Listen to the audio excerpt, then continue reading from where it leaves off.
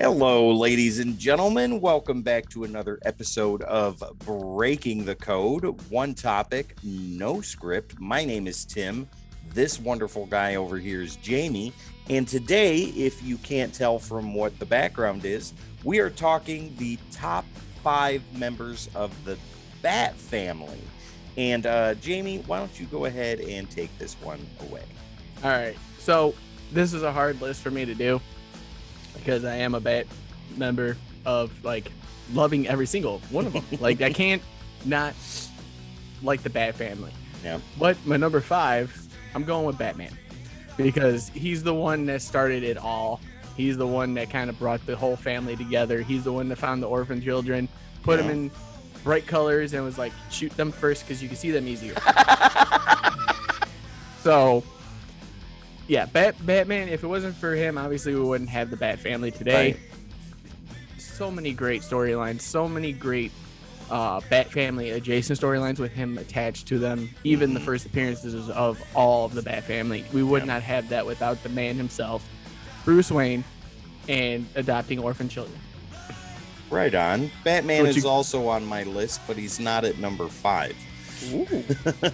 So who you got at number 5? So we were talking about this a little bit before we got started, and you were trying to guess, and one of your guesses was correct, but I said no to it. So my number 5, and I had to check and make sure that he was actually a member of the Bat family, and that would be Playface. I knew it. Clayface, dude, who used to be one of Batman's greatest villains, the actor turned pile of mud and goo and clay that can morph into anything and anybody he wants to, is now fighting on the side of good in the Bat family. Absolutely amazing.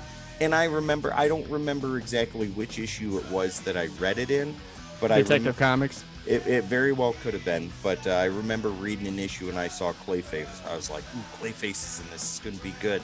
And then he turned to somebody, either Harley Quinn or Batgirl or somebody like that, and they were like, you got this, Clayface? I was like, wait a minute, what's going on here? Yeah, no, I got it, guys. You can trust me. I hope so. You're doing real good so far. Go make us proud. Off he goes to fight crime. Wait a minute, what's going on here? Right. Yeah, so that I think is a very cool, welcome addition, and I really dig the villain to hero arc with Clayface right now, and that's something that I'm very excited about. Really happy that he's a member of the Bat family. Yeah, shout out to Ron Perlman, who voiced him in Batman animated series too, because he did a very good job on it. But absolutely. Yeah, him being in the Bat family now just takes another turn for what his rogues gallery looks like compared to now, because now you got all that intel from Clayface. Yeah, absolutely. Okay, so moving on. What's your number 4? My number 4, and this is post-crisis, people, so remember that. Okay. It doesn't talk about now or before post-crisis. John Paul Valley is Azrael. And he even was Batman for a short, brief stint. Yeah. I just think he's one of those characters that got built because of that era, and made himself even better. He even fought the Punisher. Very true. Yeah, Batman versus Punisher. Yep. You can't take away his accolades because of the fact that he's kind of a villain too. Especially if you read was it Return of the White Knight series. So for anyone that wants kind of a spoiler, he's in it. Do you think he really pushes the line of anti-hero to villain? Yeah, I would say so. Because the way they portray him throughout the years, he's always been on that teeter of the line, and he could fall on either side. Right. It just depends who's writing him at that point. Right on. Okay. That is a pick I was not expecting. John Paul Valley. That is amazing. However, my number 4 is the third Robin, and that would be Tim Drake. Very good choice. Tim Drake was the Robin that was in the middle of my heyday when I was a kid of reading comics. And that's the Robin that I am the most familiar with, right? And I think Tim Drake was even the Robin in Batman the Animated Series too, right? No, Or that was Dick Grayson, but with Tim Drake's costume. because they wanted him in pants. Yeah, exactly. So Tim Drake's costume, I think, is the most recognizable as far as modern era Robins go. Dick Grayson's from back in the day, obviously, with the scaled underwear. But yeah, Tim Drake, dude, he was a fantastic Robin. He was nothing like Jason Todd. He was nothing like Dick Grayson. He was a very unique and solid character. And when the Robin series came out, which that's one I'm working on collecting, and once I get all of that, that's something I'm going to start reading. That's a good series on its own, you know, and shows Robin even working with Batman, but still being a solidly done and well-written character. And it was enough for him to go into the hundreds of issues for that series. So it was obviously popular. But yeah, Tim Drake as Robin, that's my number 4. Okay. So my number 3 is the glue, in my opinion, of the Bat family. Mm-hmm. And that is Alfred Pennyworth. Ooh, rest in right peace. On. Okay. I just, the stories he's been in and what he's done to make Bruce Wayne who he is today. Mm-hmm. I mean, he punched Superman in the face and broke his hand. Like, Superman's like, you knew that was gonna happen, right? He's like, I took my chances. But you gotta think about the past too. He was a former military guy. He, you know, had his trials and tribulations, and he kind of brought that aspect with Bruce to be like, hey, if you're gonna do this, you gotta know the consequences. He's always the first one to stitch him up, make sure he's good, keeping him on a schedule, whatever need be. You know, always the intel guy, even though you might have Oracle in there at times. He's the one that holds that family together even when they disband. I think it's safe to say that Alfred is as much Batman as Bruce Wayne is. He's Alfred, man. Well, yeah, but I mean, without Alfred, and Bruce has even said that, without Alfred, I wouldn't be anything. Yeah. And yeah. Alfred. I mean, I remember after Tom King, well, actually, after DC killed him, because Tom King already stated that he wasn't supposed to die originally. Mm-hmm. Like, you see Bruce in that next issue where it's the first arc of Without Alfred, and Lucius is talking in his ear, and Lucius is like, Bruce, Batman, are you there? And he's like, sorry, I'm not used to hearing someone else's voice. What issue was that where he died in? 82. So that must have been after the City of Bane storyline, then, right? That was during, because that's how they set it up. Okay. Because Bane was working with Thomas Wayne at the time, and Thomas was trying to push him through the gauntlet and make him feel like, hey, you need to stop this. You like need to... Flashpoint Thomas Wayne? Yes. Ooh. Because there was a whole thing with like Watchmen. See, this is stuff I haven't read yet, so this is it was a whole thing with Watchmen and the comedian button, and the Flash came in, so we got like the letter from Thomas and all this other stuff. So he was trying to stop him from being Batman altogether. Big side tangent, but oh well. Wow. This is our show. No, yeah, go for it. This is part of it. They literally had it where he was like, fine, we're taking this out. We're done. This is the final part. And Damian was there, and he was trying to stop, I think it was Thomas and Bane in the Batcave. Wow. And as he lost, and he's tied up to a chair, and he's looking straight at Alfred, and Alfred's like, don't watch this.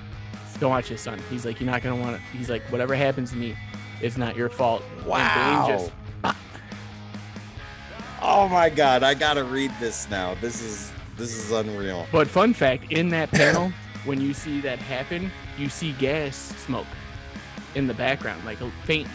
And Tom King went on an interview and said it wasn't supposed to happen like that. They were supposed to have the fear toxin, and Damian was supposed to see him get killed, but instead, DC's like, let's just throw a curveball. Yeah, just get rid of him. Wow. Okay, that is a death I hope sticks, and we've had that conversation before. Right. Yeah, I hope DC does not reverse that. At least for a while. Yeah. Okay, so that's really cool. All right, so we are on my number 3, and my number 3 is where you see Alfred as the glue. I see this person as the glue on the field, and that would be Dick Grayson. Ooh, okay. Yeah, so Dick Grayson, first as Robin, currently as Nightwing. He was the first Robin. He set the standard, he set the tone, and he also set the standard and the tone for how to leave under the weathered wing of Batman and become your own person. And I mean, Dick Grayson, he was even Batman for a short time. Yes. The character Nightwing has his own popularity, and people are very fierce about separating him from Batman. And I really enjoy that, and I dig that too. And I think that is very, very well deserved. Even the ponytail in the 90s. But loved it. But I ate that up. Dick Grayson as Robin, better as Nightwing. I think that is a very, very solid choice for number 3. And I think some of my favorite storylines with him were Death of the Family, when he was in the middle of that, and White Knight, where he was in there. That was absolutely amazing, even though that's an Elseworld story. He was running the GCPD. Dude, still very well done. And he was kind of the voice of reason with Barbara against Bruce on that. And yeah, it was absolutely fantastic. Dick Grayson, Robin / Nightwing, my number 3. So what do you have for number 2? My number 2, and my number 1 and 2 are interchangeable, but right now, at this moment, it is Dick Grayson Nightwing. Okay. And he's the one that can tell Bruce he's wrong straight to his face, and Bruce will tell you, no, I'm not, and then Bruce will walk away and be like, maybe I need to rethink this. Don't tell Dick, but yeah, don't tell Dick, but he's not gonna change my mind. And then 20 minutes later, he's like, I took your advice. It's like that scene in Star Wars. I think we need to replace the power couplings, and C-3PO's like, I just told you that. Yeah. But no, he's always been, and it's everybody, like everyone in the Bat family goes to him for advice on how to deal with Bruce. His feud with Jason is always never going to be ending. No. Damian does look up to him, but wants to slice his throat sometimes with his sword, because grandfather's Ra's al Ghul, and he's got a temper tantrum. He's a kid, right? Oh yeah. But he's always been. Like, even the love interests he's had over the years, man, like, you can't keep up with them. And I'm like, dude, like, I want to be you for a day. What are the top 2 that come to mind? Starfire and Barbara Gordon? Oh, yeah. And, he had that fling with Donna at one point. Yeah. It's just like anyone he meets on a team, it's like, we're probably going to get shut this episode down for it, but it's like what Dick wants, Dick gets. Hey. Dick Grayson. Great Dick Grayson. Whatever Dick Grayson wants, Dick Grayson gets. You're not wrong. You're not wrong. Hashtag what Dick wants, Dick gets. Big hashtags all over Twitter. Oh my God. Okay. Start trending this, people. Right, yeah. Top number 1 trend on Twitter. So, okay, moving on. My number 2 is your number 5, and that would be Batman. So, yeah, the dude that started it all, like you said, without him, we wouldn't even be sitting here having this conversation right now. Right. I think that at times, and a lot of people can agree with this, at times, more often than not, he's harder than he needs to be. But in the end, it's beneficial to whoever he's being hard with, because it helps them develop the type of tough skin that they need to be able to survive in a city like Gotham against the rogues that they have to go against. And where Batman, even in the beginning, he's a very lone character. He still has his network of orphan children that he calls his family. I like how you say network. Well, I mean, yeah. But he has these people that, even though he thinks of them maybe first and foremost as soldiers, I think the umbrella is that these are his kids and he loves his kids, and he doesn't want anything to happen to them. And like with the event with Jason Todd, death in the family, that broke Batman worse than any villain ever could have done. And those ramifications still hold today because of that. But Batman number 2, the man behind everything. Good. I mean, that's like I said. I mean, I wouldn't put him that high because of the fact that he started it. Well, I got somebody I think that deserves the number 1 spot, and I think it'll be very surprising. And it's not right. But no, you look anywhere, you can't walk 10 feet without seeing a Batman comic anymore. No. You can't go a couple days without seeing someone wearing a Batman shirt. So he's always going to be a polarizing. I can't talk today. Polarizing character. When you think of comics, most people will be like, "Oh, Batman." Yeah. Batman. What's one of the first characters you think of when you say name a comic book character? Batman. Yep. Okay. Right. Yep. There we go. So yeah, good number 2. Right on. Okay. So before we get to your number 1. Go ahead and rattle off your 5 through 2s and then do the big reveal. Okay, so number 5, I got Batman, where he should be.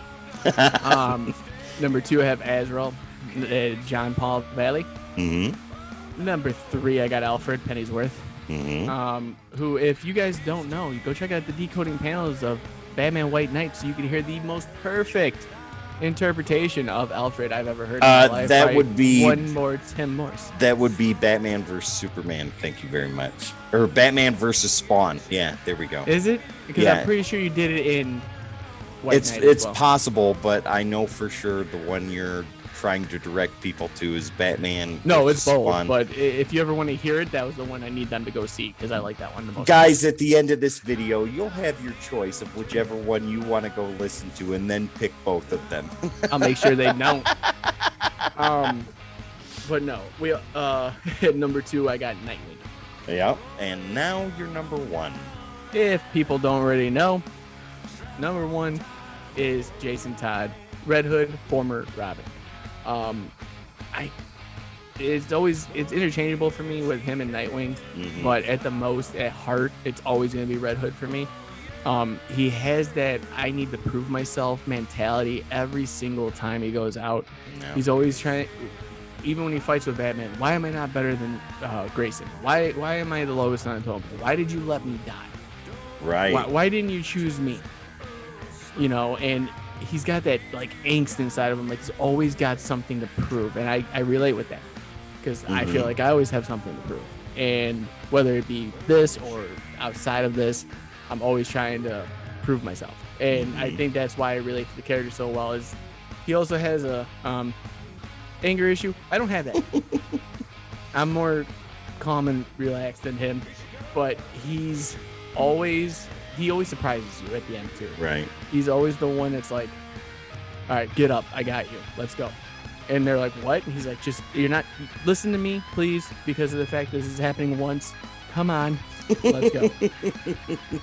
When it comes to the comics, obviously, I've always loved Red Hood and the Outlaws, Lost Days, Death in the Family, Death of a Family.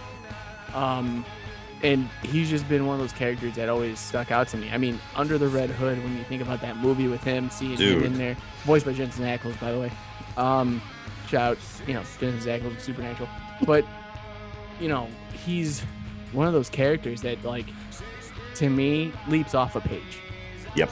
When he's a part of it. And he has no problem shooting someone in the face. Nope. So, I mean, I'm always cool with that when I read that, so. Red Hood, Jason Todd is the epitome of the line that Batman won't cross as a person. And Batman needs that sometimes, and he even states, like we reviewed 3 Jokers, so guys, go check out that video on the podcast. Yep. He crossed that line, and Batman did not like it, but at the same time, he understood.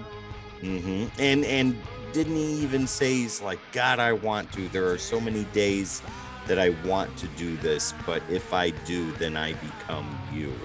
And once I cross that line, I can't Can't come go back from it. Exactly.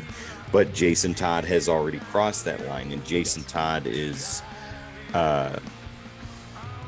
he's solid in the route that he has chosen to take, and he's comfortable with the fact that sometimes this needs to be done, and sometimes you have to get your hands dirty. And even though Batman does very often, he doesn't get him that dirty. And Jason Todd is sometimes the sword that needs to be used. Exactly. So my number one, obviously, we know. So surprise, Tim. What is the number one that you have for me? Well, before I get into that, Jamie, let me go ahead and do my 5 through 2s, and then I will reveal my number one. So my number 5 is Playface. My number 4 is Tim Drake as Robin. My number 3 is Dick Grayson, Robin / Nightwing. My number 2 is the man himself, Batman. And my number 1 is going to be Barbara Gordon. Ooh, yeah, no, that was an honorable mention for me. I'm gonna learn to talk through this episode. I promise you guys, by the time I'm done, I'm gonna be able to speak. Well, I'll tell you why. So Barbara Gordon is Batgirl first, right? It's like when she debuted in the 60s, unexpected, the daughter of the commissioner himself, going out and fighting crime with the likes of Batman and Robin. And then she kind of becomes a little bit of a C-lister, I think, at that time, and is just there every now and then up until the Killing Joke. When the Joker shows up at her house, she's waiting there for her dad, or no, her dad's already there. They're getting ready to sit down, watch a movie, have popcorn, and she opens the door, and there he is. Pow! Shoots her, severs her spinal cord, and she is now crippled. And yeah, that's the last you see of her, except for the pictures that Joker shows of her throughout the entire course of torturing Commissioner Gordon.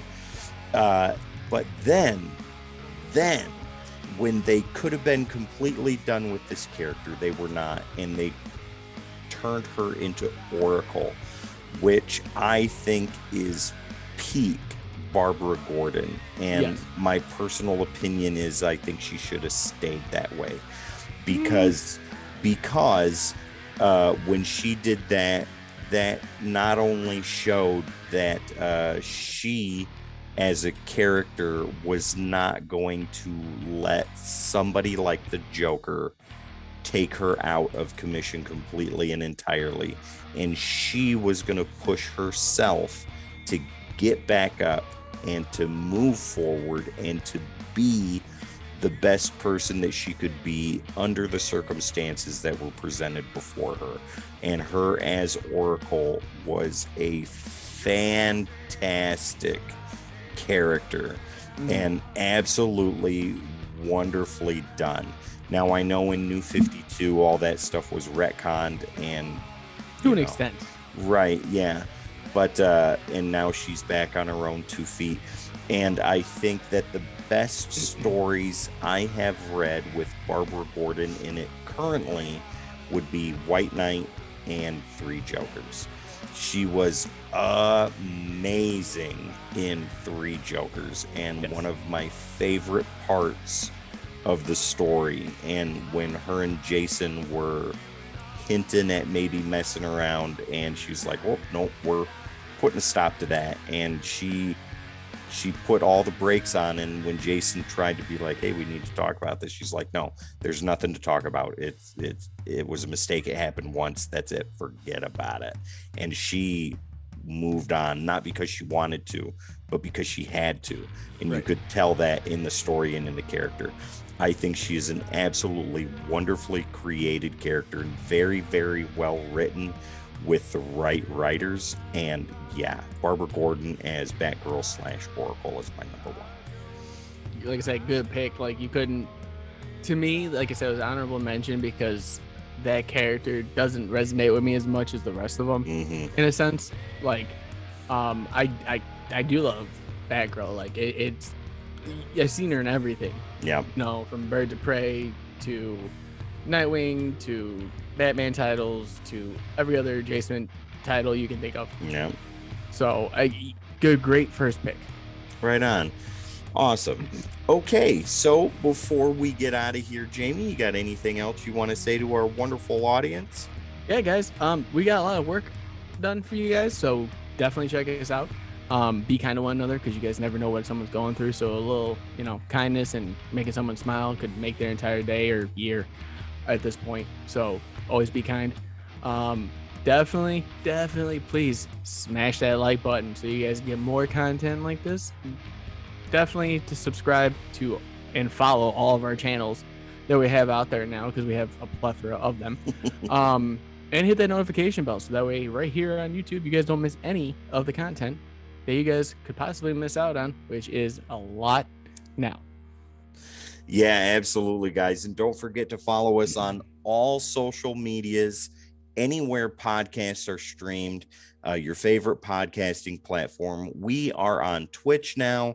We have a Discord, and we are on TikTok as well. So all you have to do, guys, is type in the Codex Station, and that is where you'll find us. Your favorite social media platform, your favorite podcast streaming platform, over on TikTok, on Twitch, and right here on YouTube. Guys, once again, my name is Tim. This wonderful guy over here is Jamie. This is Breaking the Code, and we will see you next time. See you guys in the next one.